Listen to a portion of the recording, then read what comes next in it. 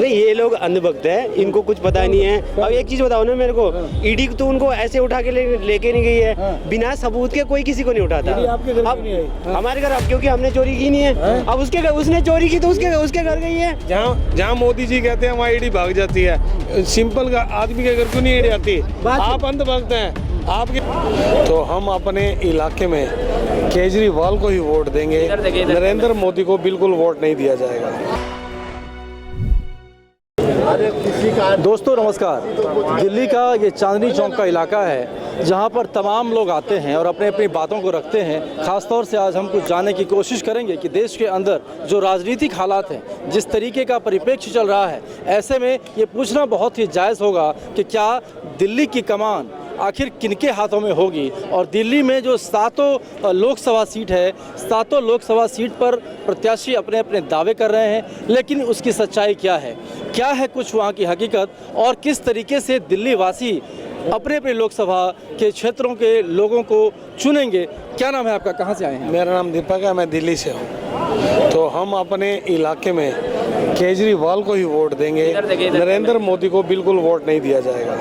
ये बहुत राजनीतिक उछल तरह की पार्टी है। इन्होंने हमारे केजरीवाल सीएम साहब को अंदर डाल दिया बेबुनियाद, कुछ सबूत नहीं, कुछ लेनी नहीं, कोई देनी नहीं। भाई इनको डर था इस बार हम बहुत बुरी तरह हारेंगे।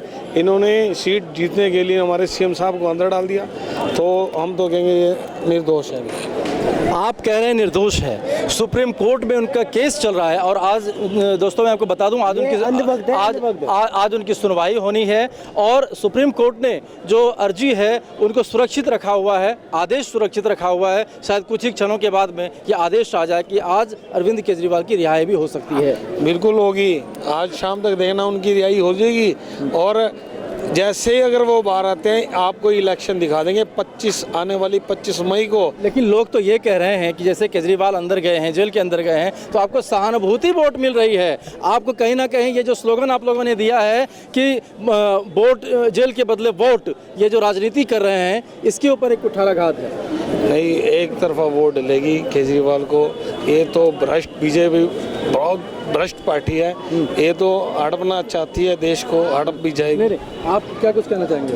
नहीं, ये लोग अंधभक्त है, इनको कुछ पता नहीं है। अब एक चीज बताओ ना मेरे को, ईडी तो उनको ऐसे उठा के लेके नहीं गई है, बिना सबूत के कोई किसी को नहीं उठाता। अब हमारे घर, क्योंकि हमने चोरी की नहीं है, अब उसने चोरी की तो उसके घर गई है। जहाँ मोदी जी कहते हैं वहाँ ईडी भाग जाती है, सिंपल आदमी के घर क्यों नहीं ईडी आती? आप अंधभक्त हैं, आपके दिमाग में गोबर भरा हुआ है। बात सुनो, देखो ऐसे है, जो आदमी चोर होता है ईडी उसी को पकड़ेगी, पुलिस किसको पकड़ेगी? उसी को पकड़ेगी, नहीं चोरी करेगा। जो चोरी नहीं करेगा साफ आदमी को, उसको कौन पकड़ेगा? बड़ा सवाल तो ये है, देखिए बड़ा सवाल तो ये है कि जिस तरीके का माहौल क्रिएट किया गया है, खासतौर पर चाहे हम ईडी सीबीआई की बात करें, वो एक स्वतंत्र संस्था है, लेकिन जो भी उन पर आरोप लग गए हैं वो बेबुनियाद तो नहीं है। नहीं, बिल्कुल बेबुनियाद नहीं है। सबूत के तौर पे उनको पकड़ा है, सबूत है। देखो ईडी के पास सबूत है, तभी तो उठाया है। किसी आम आदमी को क्यों नहीं उठा रही है? हमें क्यों नहीं उठा रही है? ईडी पहुंचती है। मोदी जी का क्या मतलब? देखिए, ये इनको बेचारे की जानकारी नहीं है। जब चुना हुआ प्रतिनिधि, चाहे वार्ड कमिश्नर हो, संविधान में, हमारा संविधान में है, ये संविधान की बात कर रहे हैं, और चाहे वो चुना हुआ जनता से प्रतिनिधि, वो सभी एक बराबर होता है। उसको किस समय गिरफ्तार करना था ये सब बच्चा जानता है। जो वो राजनीति के लिए गिरफ्तार किया गया, निर्दोष हो, दोष हो, अभी जो है ना ये एनआई वाला एक बार एनआई वाला मामला आ रहा है, वो पहले चल चुका था। तो ये सब तो सब बच्चा जानता है, ये पॉलिटिक्स है। अगर भारत में कुछ बोलने वाला है तो बनिया की नहीं काटेगा, है? तो वही बोलने वाला था, उसको हटा दिया, फिर भी होगा क्या होगा ये तो। देखिए ये जो अपने तर्क रख रहे हैं उससे क्या आप? मैं बताता हूँ, देखो किसी के घर कोई समन भेजा है, समन किस लिए भेजा है? अगर उसको डायरेक्ट उठाते उसको, उनके पास कितने, केजरीवाल के पास कितने समन गए? 7-8 समन गए ना, 8वें समन पे भी नहीं आ रहा था वो। भाई साहब 8वें समन पर भी वो नहीं आए, 9वें समन पर उनकी गिरफ्तारी हुई है, कहना ये है। देखो मुझे याद तो इसका ज्ञान नहीं है, बट मैं इतना कहूँगा, हमारा दिल्ली केजरीवाल हमारा सीएम दोबारा बनेगा, दोबारा एक ऐसा है। सुनिए, मोदी जी चाहे जितना नाक रगड़ दे, दिल्ली में सरकार नहीं बनेगी, मोदी जी की बनेगी। दिल्ली को लोग 400 पार का नारा दिया है। अरे 400 भ्रष्टाचारी को पार लगाने सोच रहे हैं, मगर हम लोग नहीं होने देंगे भ्रष्टाचारी को। होने देंगे। वो तो दिल्ली की जनता हाँ, बताएगी, हम नहीं कौन होने किसी को क्या देंगे। करना है, दिल्ली की जनता बताए करेगी, ये एक दो लोग नहीं करेंगे। ईडी सर जब मोदी जी ने 2002 के बाद सीबीआई जांच फेस करी थी, तब क्या संस्थाएं आज़ाद होती थी? तभी संस्थाएं कैद में थी। उन्होंने तो आज तक रोना नहीं रोया कि संविधान खतरे में आ गया, तभी वो उन्होंने भी जांच फेस करी। सवाल ये है कि अब जो कार्यक्रम हो रहा है एडीसीबीआई का, वो तमाम विपक्षी दलों के ऊपर ही हो रहा है, एक भी उनके दलों में शामिल हुए लोगों के ऊपर कोई कार्रवाई नहीं है। दूसरा सवाल जब मेरा सवाल सुन लीजिए। सवाल नंबर दो ये है कि जिस पार्टी पर एडीसीबीआई की रेड पड़ती है, वो यदि फिर भाजपा में शामिल हो जाता है तो वो पाप से धुल जाती है। सर पाप से धुल कर जाता है, वो जनता की अदालत में जाके वोट ही तो मांगता है। बीजेपी तो चुनाव भी तो लड़वाती है, जनता तो चुनकर भेजती है ना। जनता चुन के भेजती है। जो अजीत पवार को क्यों नहीं भेज रहा है? वो तो दूध का दूल्हा हो गया। सारे आम जनता को पता है अजीत पवार को भेजना जेल में। उसका आप सिंधिया टूट कर आया भाजपा में, सिंधिया ने चुनाव लड़ाना, फिर जनता के बीच गया ना वो, उसके जितने भी 19-20 एमएलए होते। हमारा सवाल ये नहीं, हमारा सवाल जिस तरह अजीत पवार के ऊपर इन्होंने किया है, अजीत पवार के ऊपर जो इन्होंने सवाल दागा है कि अजीत पवार के ऊपर 4 दिन पहले प्रधानमंत्री बड़ी बड़ी बातें बोलते हैं और वो इस बात का तस्दीक करते हैं कि अब एक भी जो है अपराधी बचेगा नहीं, वो सभी जेल के अंदर चक्की पीसिंग होगा। लेकिन जैसे ही वो भाजपा में शामिल होते हैं, उनकी सारी चक्की पीसिंग खत्म हो जाती है और उसके पाप धुल जाते हैं। आप क्या करें? एक मिनट इसका जवाब दे दो ना सर। एक बार यही विपक्ष जो था आज जिन पे आरोप लगा रहा है कि ये भ्रष्टाचारी है, यही 4 दिन पहले जब उनकी पार्टी में थे ना, इनका बचाव कर रहा था। इन्हीं नेताओं को बचाव भी कर रहे थे कि इन्होंने कोई भ्रष्टाचार नहीं करा। आज भाजपा में आने पे भ्रष्टाचारी विपक्ष की नजरों में, जब ये उन्हीं की पार्टी में थे तब ये भ्रष्टाचारी नहीं थे, तब तो उन्हीं का। कितने घोटाले होते थे पहले, देखे ना कांग्रेस के राज में कितने घोटाले होते थे। अब आपको पता ही नहीं चलेगा, आपको सुनाई दे रहा कहीं, आपको पता ही नहीं। अब भ्रष्टाचारी को उठा रहे हैं। अभी सरकार चेंज हो जाएगी, अभी बीजेपी की सरकार है, दूसरी सरकार को आने दीजिए, तब देखिए किस पर कार्रवाई होती है।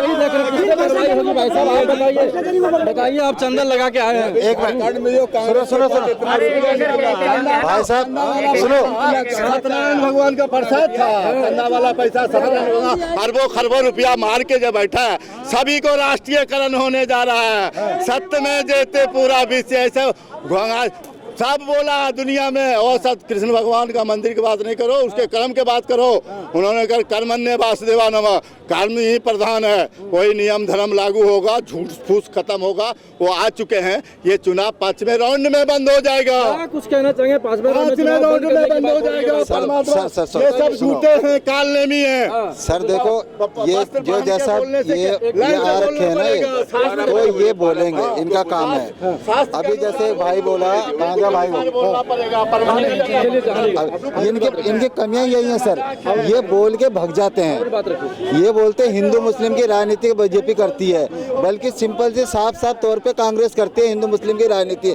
अगर ये आज मुसलमानों के खिलाफ एक शब्द बोल दे, कांग्रेस कौन थी पता भी नहीं चलेगा। सबसे बड़ी बात ये है, आज सर देखो मोदी जी ने आज हिंदू के लिए भी काम किया, तो मुसलमान के लिए काम किया।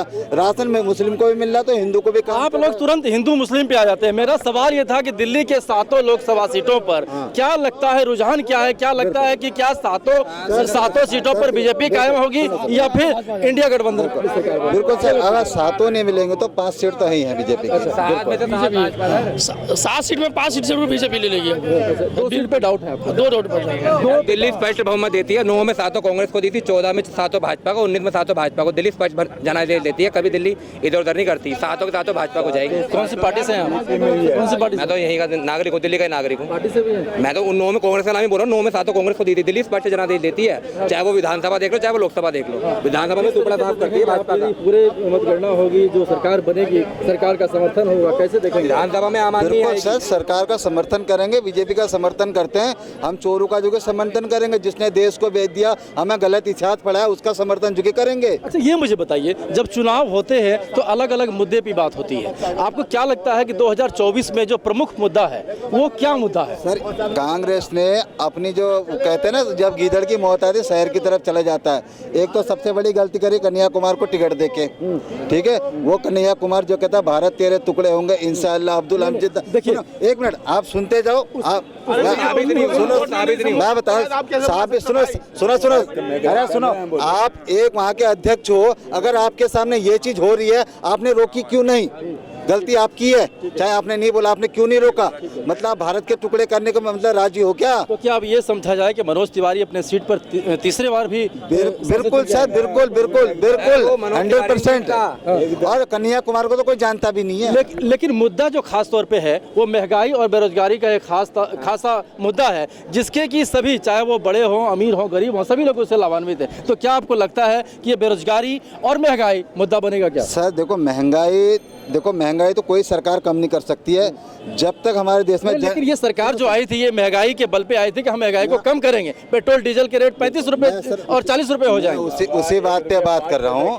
महंगाई जब तक हमारे देश की जनसंख्या कानून नहीं होगा, ठीक है, ऐसे बिल्कुल बच्चे पैदा हो रहे हैं, भाषा गरीबी तो होनी है, ठीक है। अब वो जो कह रहे हैं विपक्ष वालों को तो काम कुछ और है। उनने आज तक इतने स्टेट में उन्होंने वादे किए थे, उन्होंने पूरे क्यों नहीं किए? मोदी जी ने जो वादे किए थे कम से पूरे तो करे, थोड़े बहुत, थोड़े बहुत, बिल्कुल सर, अभी तो बाकी करेंगे। अब क्या 10 साल में सारे ऊपर बढ़ जाओगे क्या? पूरा पिक्चर भी नहीं देखा, अभी 24 के बाद उसका पूरा पिक्चर देखिएगा। अपने राज्यों में रोड मैप दिखाया ना महंगाई कम करने का, कर्नाटका में दिखाया पेट्रोल का दाम करके दिखाया, बंगाल में पेट्रोल के दाम कम करे, क्यों नहीं दिखाता रोड मैप? हमारा अल्टरनेटिव क्या है फिर? इसकी सरकार 119 रुपए लीटर चल रहा है, बताओ दिल्ली में कहाँ चल रहा है? हिमाचल में 119 रुपए पेट्रोल है, वहाँ कम क्यों नहीं कर रहे हैं सर? यहाँ रोते हैं ये भैया कह रहे सही कह रहे भैया, हम तो सिर्फ सुन रहे हैं बीजेपी आएगी। तो मतलब ये कयास जो लगाया जा रहा है कि दिल्ली में 7 सीट जो है, 7 में से जिस तरह से आप कह रहे हैं कि 7 में से 5 जरूर जाएगा बीजेपी। बिल्कुल सर, देखो नहीं थोड़ा विपक्ष को देना, सर थोड़ा बहुत खाना उनको भी तो, अरे भूखे मर जाएंगे, देना पड़ेगा थोड़ा बहुत। नहीं दोगे? भाजपा भी आता है हमको कि आम आदमी इतनी सीटें भी नहीं छोड़ती कि ये विपक्ष नेता तौर पे अपना दर्ज करवा लें। 70 में से 67 जीत जाती हैं, 3 सीटें भाजपा, वो भी भाजपा हैरान हो जाते हैं कि 3 हम कैसे जीत गई है, जो जीत कर आते हैं। और कुछ आप कुछ बोलना चाहेंगे? सर क्या बोलेंगे भैया, ये लोग भक्त लोग तुम क्या, अभी जो सिलेंडर कितने थे 2014 में, कितने के सिलेंडर थे? अभी 1200 ले गया, इलेक्शन देके 200 कम कर गया। अभी इलेक्शन खत्म होने दीजिए, तब देखिए कितने का सिलेंडर आएगा। कांग्रेस जब बीजेपी जब आई थी, हमारे भारत में कितने का कर्ज था? 155 करोड़ का कर्ज था। अभी कितने का कर्जा है? 153 करोड़ का कर्जा है कि नहीं? कितने कर्जे हैं? तभी महंगाई, कर्जा कम हुआ कि ज्यादा हुआ? अभी का रेट किसका था? इकोनॉमी का साइज क्या था? अभी पहले पेट्रोल क्या रेट था? 2014 में क्या पेट्रोल था? अभी क्या इसमें पेट्रोल का रेट है? तो इन्होंने तो काला धन लेके सर सुनो, पहली बात तो सर इनसे पूछो 2014 में सिलेंडर कितने का था? 450 रुपए का था भैया। आप मेरे को दिखा दो, ये गूगल पे तो विश्वास करते हो, दिखा दो आप मेरे को, वो भी तुम्हारा पढ़ा लिखा। अरे सर एक मिनट सुनो, तुम लोग कब प्रूफ को होता नहीं है और बके जाते हो। अबे इंटरनेट नाम की चीज है तो दिखा दो ना यार। मैं माफी मांग लूंगा 450 का सिलेंडर का, तो और बता दिखाओ। अरे भाई 903 रुपए का सिलेंडर था 2014 में, ठीक है, मैं बताऊं भैया, बीजेपी से पहले सबको कैपेसिटी मिलती थी, 65 साल आदमी को रेल में कैपेसिटी मिलती थी, इन्होंने सबको खत्म कर दिया, सबको तो खत्म कर दिया। मोदी जी मोदी किस बात पे थे से हम गरीबी खत्म करेंगे, वो गरीबी खत्म नहीं कर रहे हैं। वो गरीबों को 5 किलो अनाज जो करके वो खत्म करे, गरीबों को खत्म कर रहे हैं, और पैसे वाले को ही पैसे बनाए जा रहे हैं। भाई पैसे वालों को पैसा बनाया जा रहा है। ये सिलेंडर के लिए एक दिन लाइन लगाते थे, वो ठीक था कि आज के डेट में समय के साथ में सब परिवर्तन होता है, समय के साथ में सब परिवर्तन, कोई बर्बाद होता है, समय के साथ में सब परिवर्तन होता है। 500 की कमाई हमारी क्या कुछ कहना? ये भाई साहब कह रहे हैं 2014 में मैं खुद सिलेंडर लाता था, 400 रुपए का सिलेंडर था, और 150-170 रुपए सब्सिडी जाती थी, 170 रुपए 150 सब्सिडी जाती थी। 400 पार का नारा हो चुका है, क्या करें? कहीं कुछ नहीं, 400 पार और सब बेवकूफ बनाया जा रहा है। बेरोजगारी महंगाई की बात होता ना, 400 पार होता तो आराम से बैठती बीजेपी, इतनी बौखलाती नहीं। सर बेरोजगारी बौखलाहट है बीजेपी में, कह रहे हैं बौखला गई है बीजेपी तो। बिल्कुल सर, बौखला गए। अब ईवीएम पे बोलते हैं ये लोग, अब बौखला क्या बोले, कभी बोलते बैलेट पेपर पे करवाओ, कभी कहीं करवाओ। अब इनकी सरकार जहाँ पे बन जाती तो बैलेट पेपर में तो करा के देख लिया, चंडीगढ़ में आपने देख लिया किस तरीके से वहाँ पे हम तो कह रहे हैं ठीक है, ये बोलते बैलेट पेपर में कराओ। जितनी जगह इनकी सरकार जीती है ना, वो इस्तीफा देते हैं, बैलेट पेपर में करवा लेगी बीजेपी। और बताओ, ये करवाएंगे नहीं?